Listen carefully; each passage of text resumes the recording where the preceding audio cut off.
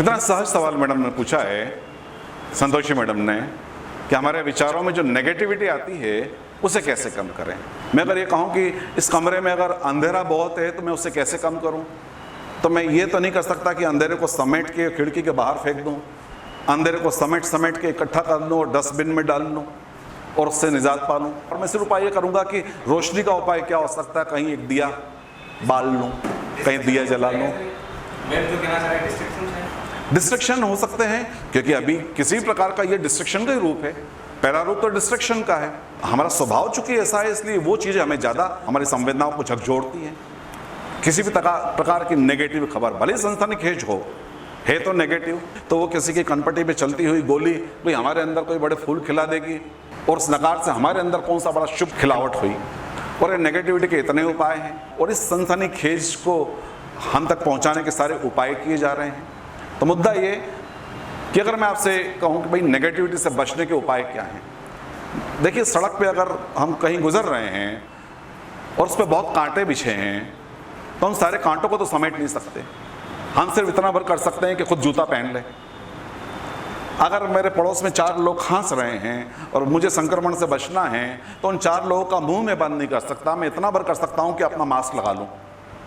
यही उपाय हमें करना होगा। एक अपने आसपास एक पॉजिटिविटी का फील्ड बनाना होगा, सकारात्मकता का माहौल बनाना होगा। और सकारात्मकता का पहला माहौल हमारे विचारों से बनेगा। जाहिर है हम खुद सकार से भरें, हम खुद पॉजिटिविटी से भरें।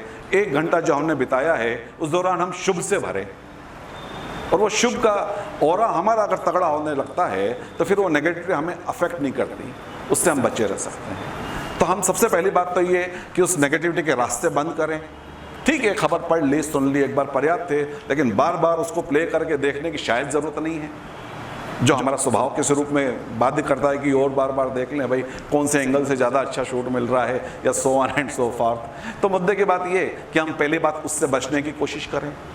नकार अगर कोई व्यक्ति फैला रहा है तो ज़रा उससे बचने की कोशिश करें। व्यक्ति लगातार खांस रहा है तो हम क्या करेंगे, हम थोड़ा सा हटने की कोशिश करेंगे।